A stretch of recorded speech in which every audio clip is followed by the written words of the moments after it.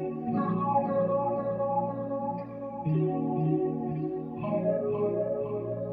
your host, Heather, and this is lovely Deja. She's so kind. I love that green on. You have to say that. Yes, green is, in representation of mental health awareness. Yes, so. May. It's a tongue twister, actually. It is. May, what's it?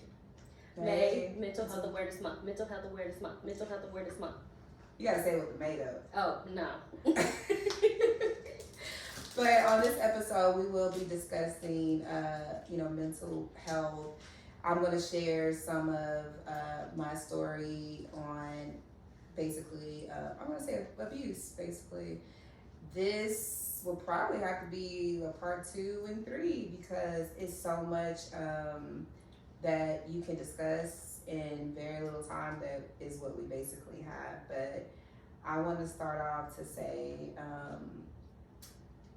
for one, with me, I was probably about 6 or 7 when I was actually molested. And I'm not gonna name drop or anything like that. Maybe in another video when I'm comfortable enough to do that. But I was very young, and it was someone that was basically considered family. And I would basically say that, I was told from this person what he was doing to me. Do you tell your mom, basically, like, making threats, or do you want me to go to jail, trying to manipulate me? And as a little girl, that is a lot to take in. You're very afraid. You're afraid for not only yourself, but for your family too. So you're keeping these secrets for so long, thinking that, what is this person going to do to me? Mm-hmm. And basically, up until like about the age of 6 until like 8 or 9, I went through this with the same person. And eventually I did tell my mom, and she was reading my body language, and she would ask me, like, did this person do anything to you? And I would cry, and I would not say anything, but I would nod my head. And I was really fearful of what if this person comes and, like, unallows my mom. And I remember when I told her, she was actually taking a bath. And she got out the tub. It was like a moment of silence. She got out of the tub, and I remember her calling my grandmother. And my brother was asleep too, so I remember her calling my grandmother. And my grandmother came over. She had just moved here to Dallas from Louisiana. And all I can say is, I'm going to leave some bits and pieces out. Again, I would probably ask my mom if she could come on the show, back on the show, to discuss this as well. Like I said, it's so much, but I just remember the rage that my mom had, and basically wanted to go unalive that person. That's tough. And it probably was, I don't know the time, but it had to be at least midnight or something like that. Whenever I remember we went to that person, my brother and I stayed in the car, and my mom was trying to, basically handle up on business, is what I'm gonna say. That's crazy. Yeah, so even to this day, it follows me sometimes, and I still get hurt. I went to therapy for a while for it, and it helped a lot, but I do need more therapy, and I do encourage everybody to go to therapy. I don't care if you say, especially sadly in the Black community. Yeah, in the Black community. We got God. Yes, we got God, but God also put people in the positions to be able to help. Yeah, and a lot of people aren't comfortable because they're like, well, I don't need to talk to a stranger about my personal life. What are they going to tell me that's going to make me feel better? But they do. They do. Again, God put different people, special people, in positions to be able to help.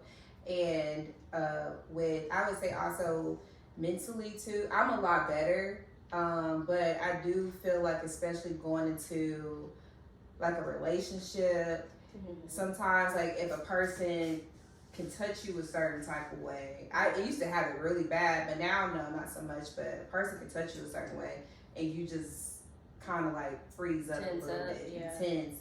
And because it brings that trauma back. Yeah, you start thinking about that, and then I had to start telling myself and praying, like, God, this person did not do that to me, especially in a relationship. Yeah. And you know, you don't want, especially even in a marriage, you don't want to not be with your significant other, and they are afraid to give you a kiss or hug you a certain type of way, or anybody in your family at that. Yeah. And then me being a mom, now I'm like, you can go to certain people's, you know, home, and I know everyone is not the same.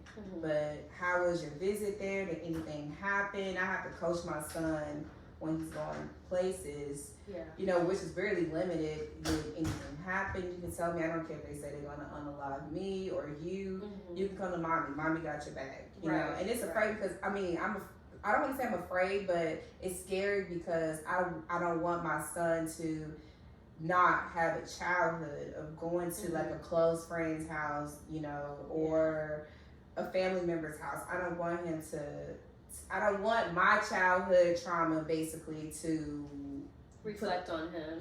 Exactly. So that's something that I pray about. Again, I'm going to seek professional help again, because people be like, oh, you know, that happened so long ago. Some people, it doesn't matter. It doesn't matter if it was 100 years ago. The trauma still is. It's still there, and of course, like, you have your wounds a lot of the time. Like, you could be 90% healed, but still that 10% will creep up on you. You could be having a perfectly normal day, and it could have been 10 years before that you cried about the situation, and all of a sudden you could hear a song, you could just see something that will trigger you, and it's like I've been in that situation personally where I've listened to a song and it kind of just brought me back to a certain situation that happened in the past. So I'm like, it's definitely important to have ways to cope with that, whether that be professional help, whether that be finding a hobby, or like somebody to talk to. So me, I haven't personally been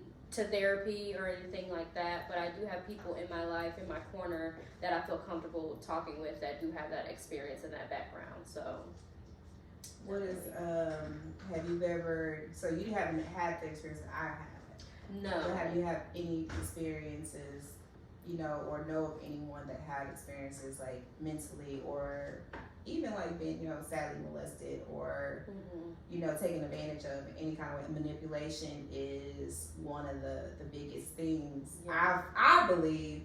So like I said, I was manipulated into, I was bribed too. Like, this person would bring me donuts and all this, and as a kid, you know, you're like, for me, I'm like, this doesn't feel right, but I do want the donuts. Like, where are my donuts at? You know, I'm a kid, so you're like, you're manipulating, you know, this 6-year-old, and you know that 9 times out of 10, I'm probably not going to say anything, at least right away.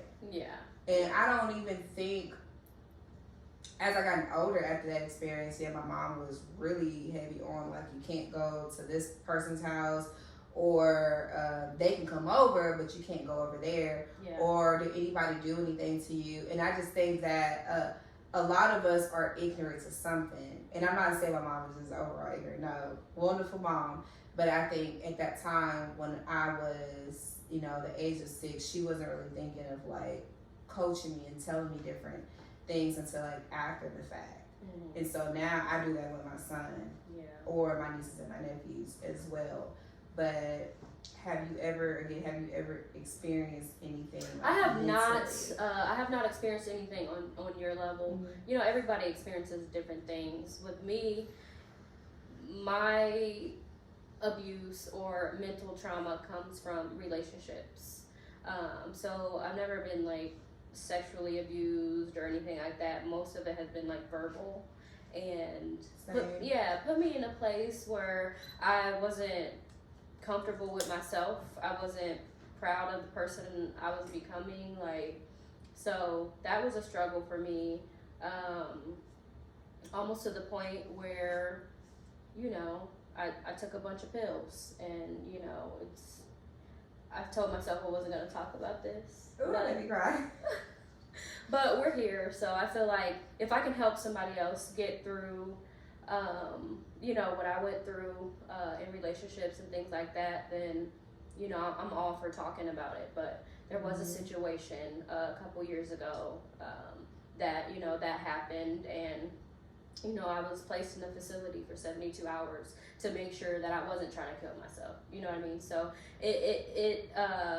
after that did happen, I did, like I said, have people in my corner that, try to uplift me and motivate me and let me know, like, you're important. You're living for your children. You have people looking up to you. So how can I help you get through this? And a lot was prayer too. So, it was definitely a struggle for me getting through it, but that's why I stay busy. That's why I do my music. That's why I write. That's why I do the things that I do to get through, thinking on the negative end of the spectrum. So, yeah, it's tough. Your eyes are watering. They are. My eyes are watering. I'm like, oh my God, don't cry my mascara.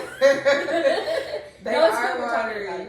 But I am a crybaby too, so it's like I cried on camera before, but my thing I also want to say is I get tired of hearing people saying what stays in this house, what goes on this house stays in this house. That's a huge thing in the Black community for sure. And I'm just like, so basically you're saying if a child or anyone is going through something that they have to basically carry that, because I feel like, even though I have a supportive family, but I still feel like I carry so much of that weight.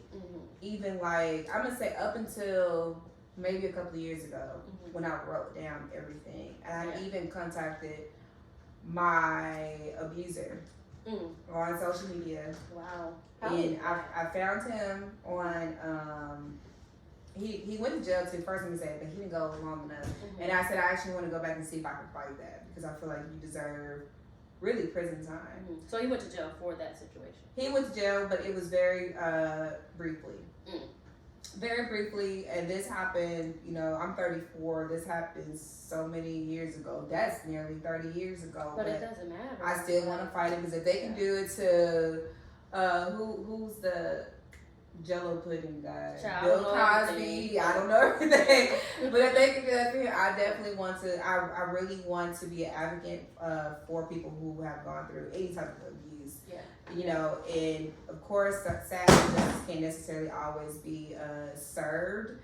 But I am a believer of God. And eventually, you're going to have to be, like I said, in that number, you're going to have to be judged. But I wanted to say that I wrote him. He never responded. I don't know if he read it or not. When I say I was typing everything except for a child of God, I was calling him, getting it all out. Because I didn't have that opportunity to do it when I was younger. To where the characters stopped. So I did that, and I said, even if he doesn't read it, he probably saw it and was like, I'm afraid to open this up, and probably deleted it. But it helped me a lot in that moment. So people write letters, do songs like you do your songs and music. But for a long time, I was angry. I was even angry at God, because I was like, how can you allow this to happen to me? And me being so innocent, so young, I didn't know anything. I didn't know anything about sex. I didn't know anything about anything at all.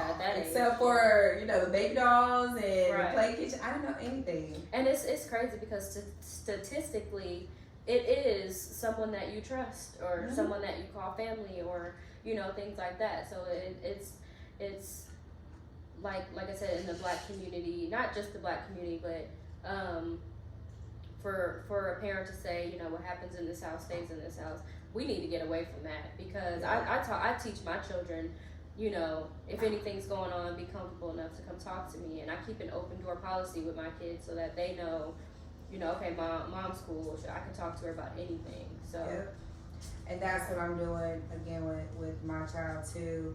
And I remember like going through the therapy, they had this little stuffed animal out, and I had to like point at the parts and everything. And I was just like, then they had this person on the other side of the mirror that I just, scared. I was like, oh, this is a double-sided mirror. And like watching in, and things like that. And I remember like them pulling my grandmother and my mom aside and talking with them and my brother. and eventually my baby sister.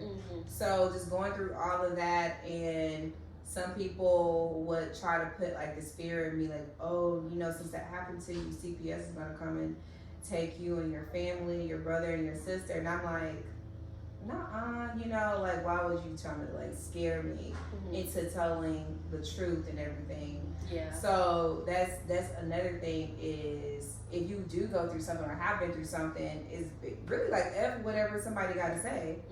Yeah. Speak your truth. Go get help. It is speak the truth. And you know, there was a situation back when I was probably like I was probably in like 5th grade or something like that, and there was a situation in my household I won't touch too much on, but you know, me and my siblings got taken out of the home for, I want to say, about 3 weeks, 4 weeks. We had to go stay with my auntie, and you know, my parents were fighting a case with CPS, and you know, once everything was figured out and you know, situated, then we got to go back home. But it was like that for me was traumatizing, because I'm like, I don't know what's going on, like, you know, my parents, you know. So that situation, has anything like that ever happened to you or anybody that you know? Not of that, but I do know of someone who had to go through CPS, you know, for their children because of a situation that happened. And to this day, I still don't fully know. I don't know either if they trusted to tell me right away, or if you don't want to ask. Situation. I'm like, but they were going through CPS, and luckily it seemed like whatever the case was, it did work out. Resolved. Yeah. But my thing is too, children that go through CPS, I can't necessarily say I want to ask them, like, how did you feel, because you're talking to me about your experience, because they don't really know what's going on or anything. Right. But I can only imagine going through that, because I only had a brief moment. Because when things do happen, it doesn't necessarily have to be in your household, but CPS will get involved. Oh yeah. So they're quick to try to Yeah. So they're quick, fast, and in a hurry. They're right there. Yeah. So it's. I remember, like, CPS didn't come and pick us up or anything like that, but I remember going downtown Dallas. It was a place, and it looked like a big old home, like a mansion. And CPS was there because they had to interview, and they had to. I remember, like, you had to get in dress, and they had to look at your body, all that for bruises. But they had to inspect you, and I remember them taking pictures. And they would call myself and my brother and my baby sister, and they were like looking at us. They were really nice, you know, but still, as a kid, you're like, what the what's heck? going on? Where are my parents? What's going exactly? Right, So, and I remember I could not even see my mom and my grandmother for several hours. So I don't know if they still do it that way, you know, this day, because that was nearly 30 years ago. Like, that was forever ago. But I still look back at that too, and I'm like, God, I don't want my child to ever have to like face this or anybody else. Right. Yeah. You know, so I'm an advocate for mental, physical. To me, it's all the same. Some people say, oh, you know, mental is worse than the physical part. But no, but also going back when you were talking about abuse in a relationship, I experienced abuse last year with an ex. Oh no. Yes. So it was mentally abuse and physical. So with that situation, we dated for almost a year, and basically he was a drug addict, and I didn't know. I was very green to the situation. And he was doing, like, not just drinking, but he was like on pills, and come to find out he was on cocaine. Oh my God. Even his mom started to disclose some information, and I thought that I could help save him and all this. And luckily my child is okay. Luckily I'm alive to be able to tell part of the story. Right. But I remember, like, he was so intoxicated that he had a big old case of beer, because we had just had like a celebration the day before, and he chunked it at me.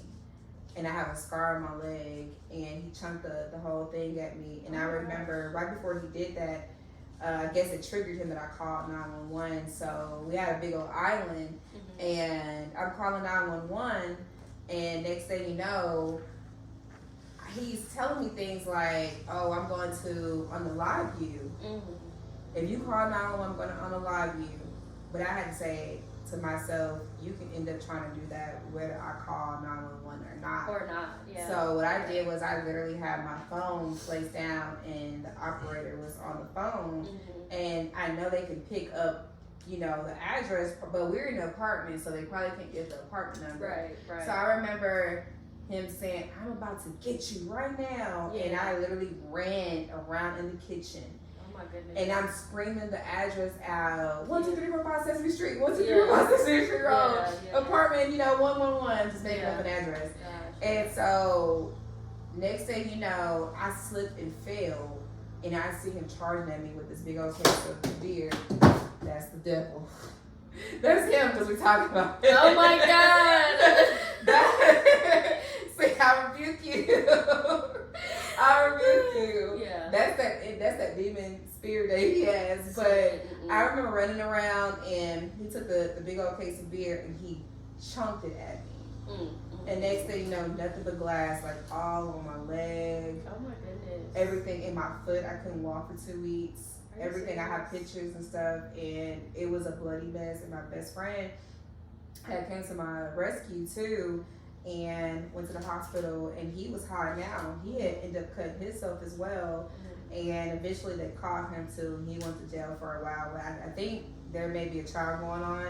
Or something, I don't know. I just say I don't want to have any more. I don't want to have anything to do with him. So At all. What helped you get through that? Because that was a lot to deal with. Yeah. And that's not just not the icing on the cake, but I got through it, of course, through prayer. I'm big on that. And I did speak to a lot of people that said, you know, we offer you free services, you know, therapy and things like that. And I have been looking into like what kind of therapy, like do I want to do virtual or do I actually want to do in person? At the time too, I was working, so it was kind of a struggle to do in person. So I was like, okay, and figure this out. And I'm still trying to think to this day. I am a lot better. Believe it or not, I consider myself to be at least 95% healed. But for several months, because he would threaten to unalive me and my family. Oh my gosh. Mentally, you know. I'm sorry you had to deal with that. I would be looking out the window, making sure I got my cameras and stuff. Because it makes you scared. Yeah, it makes you scared to live your everyday life. It makes you, you know, you're watching your back 24/7. 24/7. So, and it's like anybody, they can have a tattoo on their face, and I'm like, oof. Yeah. You know, like, because anything that reminds you of that. I'm watching my back. I'm telling myself, come on. You know, so even in that situation, luckily, I thank God that my child wasn't around. But I can only imagine if he were. And my child kept asking about him. Oh, wow. You know, like, where is such and such at? And I'm like, Mommy doesn't like him. How are you feeling about this? You know, because... Had he ever seen that side of him? Or... No, but he has seen him be, like, very frustrated. And not, like, in a, like, oh, he's having a bad day, you know. And I think one time he heard us arguing. And my son, he's like, what's going on? Like, of course, they're in a child's place, but I think naturally, especially for boys, too, it's something in them that's saying, this is my mom. I want to make sure she's okay. And of course, I directed him into his room. And I told my ex at the time, I was like, look, my child is here. I don't believe in, like, doing this type of arguing around kids. So, but you know, kids are nosy. They also nervous. Make sure my mom is good. Exactly. You know, it's been times where I've been ear hustling too when I was growing up, but it's like I had to make sure, like, hey, mommy's okay. But I had to also coach my child too on self-defense. And also, if you hear or see anything, to hurry up and hide and call 911 or use your tablet. You know, to quick text or something, text a family member or anything, or run outside and scream fire with your tablet if you have it nearby. So I had to coach him, not because of that incident, but just in general, because it's like anything could happen. Anything could happen. You just never know. You just never know. So, like, what advice would you give? Did I already ask you this? What advice would you give to somebody that has gone through kind of what you've gone through? Seek help. We're big advocates on getting therapy, getting counseling. Have a backup plan. Save. Think about the movie Enough. if you can get like a little track phone or something, or a little cheap phone. I have to be track phone because I don't know track. You want to be tracked. Yes. So I would definitely say maybe get like a little cheap phone, keep some minutes on there if they still got minutes or something. Put it like in a tampon box. Men, I would also say find somewhere where you could also put this backup phone, not the cheap, but put a backup phone or something. Make sure it's charged. Think of places where they may not think about looking at all, and just try to have a backup plan. If you got a trustworthy neighbor, let them know something. Say, hey, I'm dealing with this situation. If you ever see or hear anything, can you please call 911? Because men go through it as well. It's just not women. I was gonna say that's what we're gonna have to have another part to this and have the male's perspective, like you know, because men have so much pride too that they don't want to talk about it. So I do want to bring a couple male guests on here. Let's do that. To talk about it, because you know sometimes they and you know they're probably big on too, like not going to therapy and things like that, especially in the Black community. Like, get out of that. Get out of that shell. Break out of that. It. I mean, even if you don't want to go to traditional therapy, like I said, find a mentor, find somebody that you can talk to that will uplift you, that will be able to talk you through whatever it is that you're going through. So don't be afraid to reach out. There's definitely gonna have to be another part to this, because again, this is more like an introduction of it, because again, it's so much more that I would want to go in a little bit more, depth with my situations.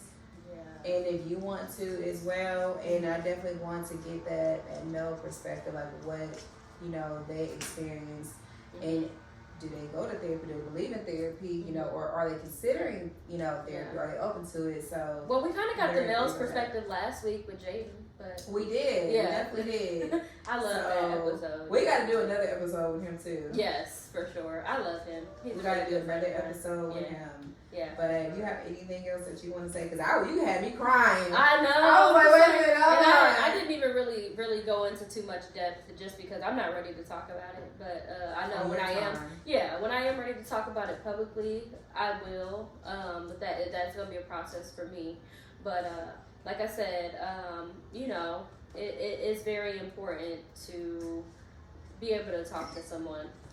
So definitely go get help. Yeah. Very much so big on that. And don't be afraid to cry. Right. I'm a big crybaby too. You guys know what you a crybaby. I'm be like, she said your eyes watering. I'm like, yes, they are. Yes. So my thing is I would definitely also say anyone with children, please coach them, like, let them know that it is okay to, like, don't be telling my business, like, my mama lights got cut out, right. We had to use the food stamp card. Right. Don't tell my type. Don't tell that business. We had to boil for some hot water. Yeah, we had to boil some hot water because we only had cold water. Right, the gas. Don't tell my business when it comes to those things. But right. I would coach my son. It's like, I don't care who it's about or whatever. Go to somebody you feel like you trust and talk to them, because I never want to limit my son with anything. I don't ever want him to feel like, I can't go to my mommy. Right. I can't go to my dad, even though his dad and I are divorced and stuff. But I do love and appreciate what I have grown to really love his bonus mom too. Yeah, that's and good. Knowing that we have each other's back, we have that support. And so even when my child isn't with me on a certain weekend or a day or whatever, he's with his dad, just knowing that he can also go to his dad, he can go to his his I don't say stepmom, but his bonus mom, and or other family members. So I love that it's not just on my side of the family. It's like, hey, if you feel like you can't talk to me, talk to your dad, because he gonna talk to me. Right. And sometimes little boys are more comfortable talking to a male. Right. So and as long as he got someone to go to at the end of the day, I'm happy about that, as long as it gets back to me, right away as well, so we can help our child with anything. That goes for any child. I'm a big advocate for all kids. Yeah, so. same. Well, this has been another great episode of I Don't Know Everything podcast. It's Deja and Heather. And if you guys have anything you want us to talk about or want to come on as a guest, please email us at eliteundergroundradio@gmail.com and follow us on... Ooh, child, let me tell you, follow us. We need to put it on the screen right here, but right. IDKEverything _ podcast on Instagram, also on YouTube. We got TikTok, as my grandmother would say, Tic-Tac. Tickety-tackety. Tic-Tac. And I feel like we're missing one more on Facebook as well, too. We'll probably insert everything right here. Absolutely. Right somewhere. We'll see you guys next week. And thank you guys for joining us. Bye.